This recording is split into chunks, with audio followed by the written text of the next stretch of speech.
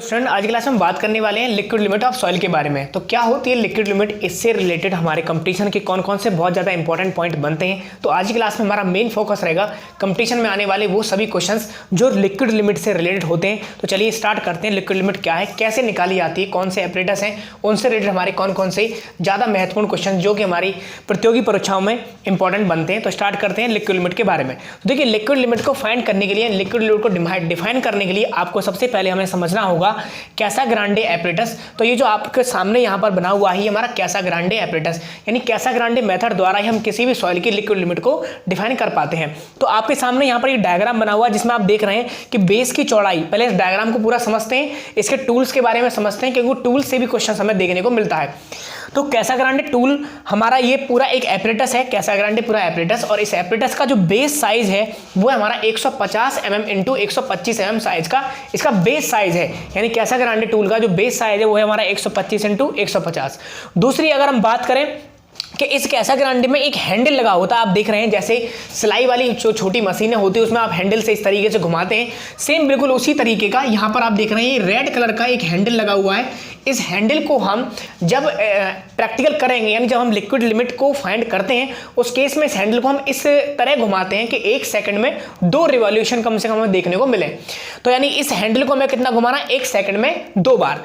उसके बाद इस एपरेटस में यहाँ पर एक कप लगा हुआ है, आप देख रहे हैं यहाँ पर एक कप है, यानी इस तरीके से एक हमारा प्याली इसके अंदर लगी हुई है। इस प्याली को यहाँ पर हमारे छोटे छोटे स्क्रू रहते हैं, 4-5 स्क्रू, और इस स्क्रूज को हम इस तरीके से सेट करते हैं ताकि प्याली हमारा जो स्टैंडर्ड बेस है, इसका जो बेस मतलब ये इसका जो टॉप सरफेस है, इस बेस से 1 सेंटीमीटर की हाइट पर ऊपर आकर ही इस तरह से गिरे।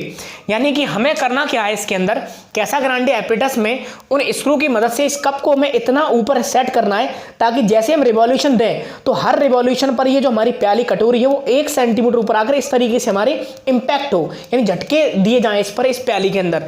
तो इस तरीके से हमें इस प्याली को सेट करना है। तो अब देखिए इसमें क्या क्या समझ चुके हैं। इसका बेस साइज हमारा 150 इंटू 125 mm, हैंडल का हमारा रिवॉल्यूशन कितना देना है, 1 सेकंड में 2 टाइम्स, और ऊपर से इसमें जो हमारा प्याली जिसकी रेडियस 54 mm है, यानी जो हमारा जो कप है इसकी जो रेडियस है वो कर्वेचर इसका है वो हमारा 54 रेडियस के साथ बनाया जाता है।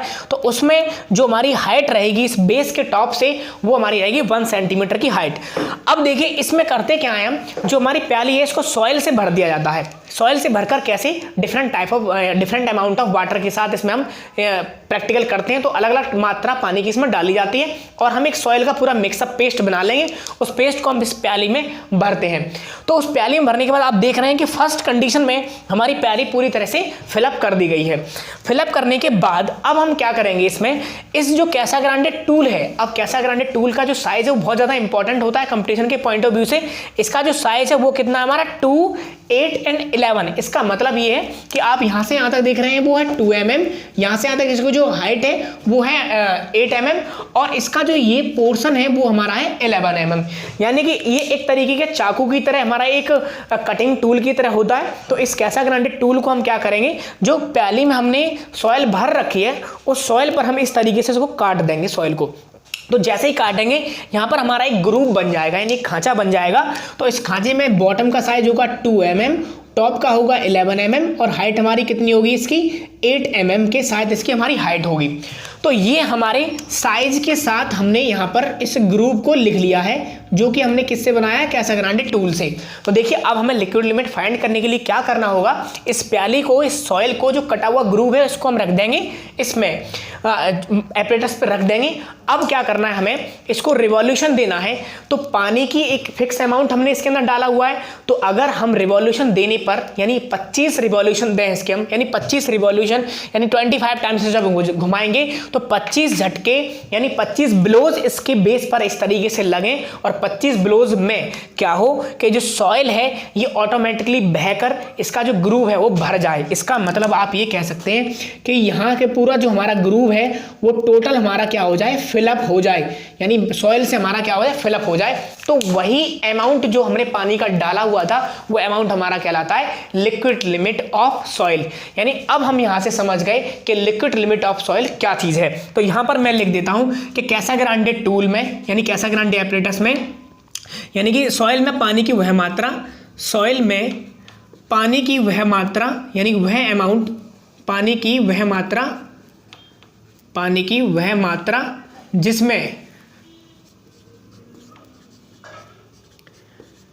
जिसमें कैसाग्रांडे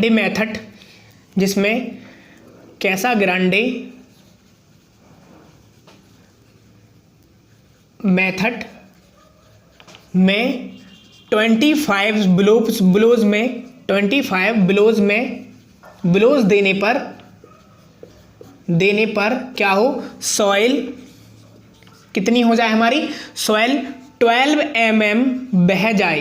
यानी देखो हमारा, हम जानते हैं कि ऊपर वाला ग्रुप हमारा 11 है, पर हम 12 mm काउंट, पता 12 mm तक हम उसको ओवरलैपिंग लेते हैं इसकी। 12 mm बह जाए तब पानी की वह मात्रा क्या कहलाती है, लिक्विड लिमिट ऑफ सॉइल कहलाती है। तब पानी की वह मात्रा लिक्विड लिमिट ऑफ सॉइल कहलाती है। लिक्विड लिमिट ऑफ सॉइल कहलाती है। ये सॉइल की हमारी क्या कहलाती है, लिक्विड लिमिट ऑफ सॉइल कहलाती है। अब बात करेंगे इसके दूसरे टॉपिक पर, यानी लिक्विड लिमिट ऑफ सॉइल हमने समझ लिया। अब देखिए यहाँ पर आपको मैं बताता हूँ, सपोज कीजिए कि ये दूसरा पॉइंट हमारा कंपटीशन के लिए बहुत ज़्यादा इंपॉर्टेंट है। अब दूसरा यहाँ पर आप देखें, कोई एक सॉइल है यहाँ पर A, दूसरी सॉइल है यहाँ पर B, तीसरी सॉइल है C और चौथी सॉइल है D, यानी डिफरेंट टाइप ऑफ सॉइल हमने ले ली। तो डिफरेंट टाइप ऑफ सॉइल की लिक्विड लिमिट अलग अलग वाटर के अमाउंट पर होती है, लेकिन इंपॉर्टेंट बात यह है कि हर सॉइल की वाटर अलग अलग अमाउंट पर लिक्विड लिमिट आ रही है, लेकिन हम क्या देखेंगे, यानी हर सॉइल की जो लिक्विड लिमिट है वो अलग अलग वाटर कंटेंट पर है, लेकिन हर सॉइल की जो लिक्विड लिमिट अगर हम देखें, लिक्विड लिमिट पर उसकी शेयर स्ट्रेंथ चेक की जाए तो हमारी सेम होती है। यानी हम ये कहेंगे कि हर अलग अलग सॉइल की, यानी कि अलग अलग, यानी डिफरेंट सॉइल की, इसको मैं इस तरीके से लिखता हूं कि डिफरेंट सॉइल की डिफरेंट अमाउंट ऑफ वाटर पर, डिफरेंट अमाउंट ऑफ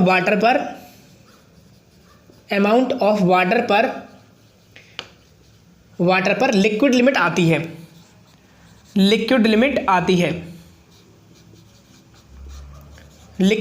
आती है, यानी कि आप ये कहेंगे कि किसी भी सॉइल में जो लिक्विड लिमिट आती है वो, यानी हर सॉइल में लिक्विड लिमिट पर वाटर की मात्रा अलग अलग होगी, यानी डिफरेंट सॉइल में डिफरेंट अमाउंट ऑफ वाटर पर लिक्विड लिमिट आती है। लेकिन यहाँ पर हमें इंपॉर्टेंट क्या याद रखना है, लेकिन हर सॉइल की लिक्विड लिमिट पर, यानी कोई भी सॉइल हो जो कि लिक्विड लिमिट पर है, हर सॉइल की लिक्विड लिमिट पर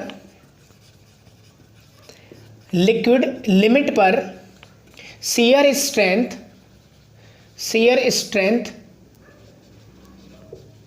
सेम कितनी, 27 ग्राम पर सीसी अमाउंट के साथ होती है। यानी कि हम ये देखेंगे, कोई भी सॉइल क्यों ना हो, लेकिन हम क्या देखेंगे, कोई भी सॉइल हो अगर वो लिक्विड लिमिट पर है तो हम पहले तो यही कहेंगे किसी भी सॉइल की लिक्विड लिमिट पर जो शियर स्ट्रेंथ होती है वो ना के बराबर होती है। आप देख रहे हैं बहुत ही स्मॉल मैग्नीट्यूड है, लेकिन हर सॉइल जो लिक्विड लिमिट पर है उसकी शियर स्ट्रेंथ हमारी सेम होगी। तो यहाँ पर हम लिखेंगे कि लिक्विड लिमिट पर ये सारे इंपॉर्टेंट पॉइंट्स हैं जो कंपटीशन में अक्सर पूछे जाते हैं, हमें देखने को मिलते हैं और इस टॉपिक से रिलेटेड हैं, हमें पता होने चाहिए। तो यहाँ पर लिक्विड लिमिट पर सॉइल में शियर स्ट्रेंथ नेग्लेजिबल होती है, शियर स्ट्रेंथ बहुत ही कम होती है, शियर स्ट्रेंथ नेग्लेजिबल होती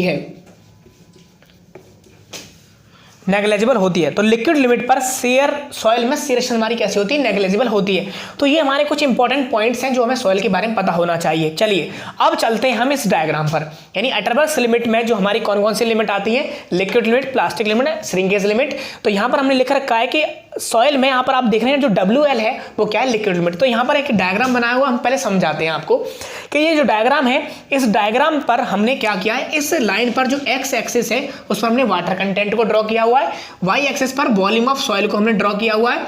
तो यहाँ पर हमने देखा कि सॉइल की अलग अलग स्ट्रेंथ, अलग अलग, जैसे देखा, आप सपोज कीजिए कोई एक हार्ड सॉइल का आपने मास ले लिया, यानी बहुत कठोर मिट्टी ली जो सूखी हुई है, पूरी तरह से दृढ़ अवस्था में है। अब क्या करें, उसमें धीरे धीरे पानी डालेंगे तो थोड़ी सॉफ्ट होगी, यानी पहले हमारी स्टिफ है यानी बहुत दृढ़ अवस्था में, फिर हमने थोड़ा सा पानी डाला वो हमारी मीडियम स्टिफ हो जाएगी, फिर उसका और पानी डालेंगे वो सॉफ्ट हो जाएगी, फिर बहुत ज़्यादा पानी डालेंगे तो बिल्कुल एकदम हमारी लिक्विड फॉर्म में यानी मुलायम अवस्था में आ जाएगी। तो वही बिल्कुल बात यहाँ पर है कि कोई सॉलिड हमारे पहले सॉलिड स्टेट में पानी की मात्रा बढ़ाइए, सेमी सॉलिड में आ जाएगी और पानी की मात्रा बढ़ाइए, प्लास्टिक स्टेट में आ जाएगी और पानी की मात्रा बढ़ाइए, लिक्विड स्टेट में आ जाएगी।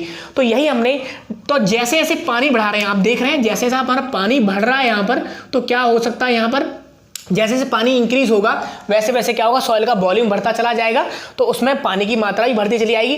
तो हम देखेंगे कि ऐसी लिमिट जिस पर सॉइल में शेयर स्ट्रेंथ नेग्लेजिबल हो। तो यहाँ पर आप देख रहे हैं यहाँ पर जो WL है वो क्या है, हमारी लिक्विड लिमिट को शो कर रहा है यहाँ पर। तो यहाँ पर हमारी जो सॉइल की जो शेयर स्ट्रेंथ होगी वो नेग्लेजिबल होगी, या फिर हम उस रिलेशन से बता सकते हैं। तो यहाँ पर एक परिभाषा आप दे सकते हैं कि कंसिस्टेंसी लिमिट की वो लिमिट जिस पर यानी कि जिस पे सॉइल हमारी लिक्विड स्टेट से प्लास्टिक स्टेट में चेंज हो जाती है, वो लिमिट हमारी क्या कहलाती है, लिक्विड लिमिट कहलाती है। तो यहां पर लिखेंगे कि लिक्विड स्टेट और प्लास्टिक स्टेट के बीच की लिमिट को लिक्विड स्टेट और प्लास्टिक स्टेट के बीच की कंसिस्टेंसी लिमिट के बीच की कंसिस्टेंसी लिमिट लिक्विड लिमिट कहलाती है। कंसिस्टेंसी लिमिट हमारी क्या कहलाती है, लिक्विड लिमिट कहलाती है। आप इस तरीके से बता सकते हैं कि लिक्विड लिमिट हमारी कौन सी है, यानी जिससे पहले हमारी सॉइल लिक्विड स्टेट में, उसके बाद हमारी सॉइल प्लास्टिक स्टेट में आता है। इन दोनों के बीच की जो हमारी कंसिस्टेंसी लिमिट क्या होती है, यानी ऐसी लिमिट जिसके बाद सॉइल की अवस्था चेंज हो जाती है, यानी पहले लिक्विड स्टेट में थी और उसके बाद प्लास्टिक स्टेट में, यानी ऐसी लिमिट कंसिस्टेंसी की वो लिमिट जहां से सॉइल लिक्विड स्टेट से प्लास्टिक में चेंज हो जाती है, उसे हम क्या कहेंगे, लिक्विड लिमिट ऑफ सॉइल कहते हैं।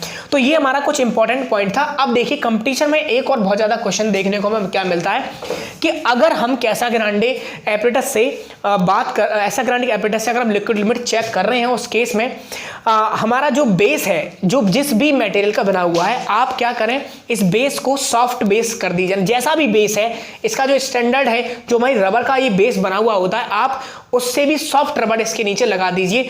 तब क्या होगा, लिक्विड लिमिट इंक्रीज होगी। तो यहां पर ये करेंगे, इफ पहला important point, if base is changed by soft base then standard, यानी कि जो स्टैंडर्ड बेस है उससे हमने क्या किया, यानी कि हमने कहा कि अगर बेस जैसा स्टैंडर्ड था उससे हमने चेंज कर दिया, अब हमने सॉफ्ट लगा दिया है, तब उस केस में क्या होगा, हमारी लिक्विड लिमिट इंक्रीज हो जाती है। तब हम क्या कहेंगे, liquid limit increases, liquid limit क्या हो जाएगी, हमारी इंक्रीज हो जाएगी, यानी ज़्यादा हो जाएगी लिक्विड लिमिट। दूसरा, इसका जस्ट अपोजिट कर लीजिए कि अगर हम कहें कि if base is change with hard, base is changed by hard base then standard, तो उस केस में हमें क्या देखने को मिलेगा, उस केस में हमारी जो लिक्विड लिमिट होगी वो क्या हो जाएगी, लिक्विड लिमिट डिक्रीज हो जाएगी उस केस में। तो ये हमारे दो पॉइंट बहुत ज़्यादा इंपॉर्टेंट है जो कि इसी से रिलेटेड थे। आगे एक और हमारा है कि कंप्रेशन इंडेक्स, ये भी बहुत ज़्यादा इंपॉर्टेंट है, हमें न्यूमेरिकल भी देखने को मिलता है इससे रिलेटेड। जो हमारा कंप्रेशन इंडेक्स है, लिक्विड लिमिट में और कंप्रेशन इंडेक्स में क्या रिलेशन होता है, तो देखिए रीमोल्डेड या डिस्टर्ब सॉइल, यानी ऐसी सॉइल जिसने हमने नेचुरल कंडीशन में जैसे थी उससे चेंज कर दिया है, तो क्या होती है हमारी रीमोल्डेड सॉइल। और अनडिस्टर्ब सॉइल का मतलब है जैसी वो नेचुरल स्टेट में है वही सॉइल हम अगर ले रहे हैं, उसी का सैंपल ले रहे हैं, तो उसे कहते हैं हम अनडिस्टर्ब सॉइल। तो यहाँ पर एक फार्मूला है जो कि बहुत ज़्यादा इंपॉर्टेंट है और लिक्विड लिमिट से रिलेशन रखता है। तो यहाँ पर आप देखेंगे रिमोल्डेड सॉइल के केस में फार्मूला होता है हमारा 0.007 WL-10। ये फार्मूला हमारा बहुत ज़्यादा इंपॉर्टेंट है, आपसे दे देगा लिक्विड लिमिट और पूछेगा कि कंप्रेशन इंडेक्स की वैल्यू बताइए इन केस ऑफ रिमोल्डेड। दूसरा हमारा पूछेगा कि 0.009 WL-10, यानी ये जो फार्मूला है अब आपसे पूछेगा WL की कोई वैल्यू देकर, यानी लिक्विड लिमिट आपको दे देगा 10% है, 20% है या 30% है, उस केस में पूछेगा कि बताइए कि अनडिस्टर्ब सॉइल के केस में कंप्रेशन इंडेक्स की वैल्यू क्या होगी। तब ये फार्मूला हमारा बहुत ज़्यादा इंपॉर्टेंट होता है, याद रखना है इसको, बहुत ही इंपॉर्टेंट फार्मूला है कंपटीशन के पॉइंट ऑफ व्यू से। हम मेनली जो बेसिकली बात कर रहे हैं सारे लेक्चर्स पर, वो हमारा होगा कि हमारा मेन फोकस है कंपटीशन के पॉइंट ऑफ व्यू का, कोई भी ऐसा टॉपिक ना हो जो छूटे।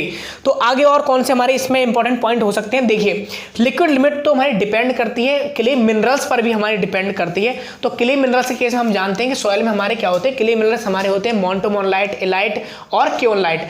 तो अगर हम बात करें मिनरल्स के केस में तो यहां पर मैं लिखता हूं जो कि बहुत इंपॉर्टेंट है। देखिए अगर हम लिखें कि यहां पर क्ले मिनरल लिखें, क्ले मिनरल और कुछ मिनरल की हमारी सबसे ज़्यादा लिक्विड लिमिट होगी, और यहाँ पर लिखें लिक्विड लिमिट, तो ये भी बहुत इंपॉर्टेंट है पैरामीटर, इसको आपको याद रखना है। देखिए मोंटोमोरलाइट को मैं पूरा लिख रहा हूँ, मैं लिख रहा हूँ एम से। अगर मोंटोमोरलाइट है तो लिक्विड लिमिट हमारी सबसे ज़्यादा होगी, हाइयर होगी, सबसे हाईएस्ट होगी। दूसरा हायर, और हमारा दूसरा होता है इलाइट, यानी इलाइट है उसकी हमारी कैसी होगी, मीडियम लिक्विड लिमिट होगी इसके कंपैरिजन में। और तीसरा हमारा है केओलाइट, यानी ये भी हमारा क्या है, केओलाइट, ये भी हमारा एक क्ले मिनरल है, इसकी सबसे लोएस्ट लिक्विड लिमिट हमारे देखने को मिलती है। यानी हम ये कहेंगे कि जिस पार्टिकल का, यानी ऐसा क्ले मिनरल जिसके पार्टिकल का साइज बहुत ही कम है, उस केस में हमारी क्या होती है, लिक्विड लिमिट बढ़ जाती है, ज़्यादा हो जाती है। तो क्ले मिनरल में सबसे जो महीन पार्टिकल वाला हमारा मिनरल है वो है मोंटोमोरलाइट, इसकी लिक्विड लिमिट हमारी सबसे ज़्यादा होती है। दूसरा इलाइट के केस की बात करें तो इलाइट के केस में हमारा ये मीडियम साइज वाला है, तो इसकी मीडियम लिक्विड लिमिट आती है। और इन तीनों के कंपैरिजन में केओलाइट सबसे बड़े साइज का पार्टिकल है, तो उसमें बड़े साइज का हमारा मिनरल वाला पार्टिकल है, तो इसमें हम बात करेंगे वो हमारी सबसे लोएस्ट लिक्विड लिमिट हमें प्रोवाइड करता है। तो ये था हमारा आज का लेक्चर, जिसमें हमने पूरी विस्तार से बात करी लिक्विड लिमिट और उससे जुड़े हुए सारे इंपॉर्टेंट पॉइंट्स पर। मिलते हैं नेक्स्ट क्लास में। लेक्चर को लाइक करें, चैनल को सब्सक्राइब करें और वीडियो को शेयर करें। Thank you student.